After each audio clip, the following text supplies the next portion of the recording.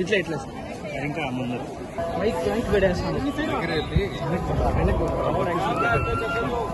Mic వచ్చేసింది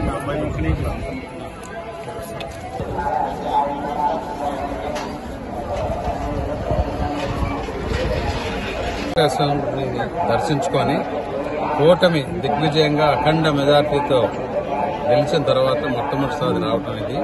ఎందుకంటే ఆంధ్రప్రదేశ్ గత 5 సంవత్సరాల నుంచి అరాచక పాలనలో, చేతగాని పాలనలో చాలా దెబ్బతింది.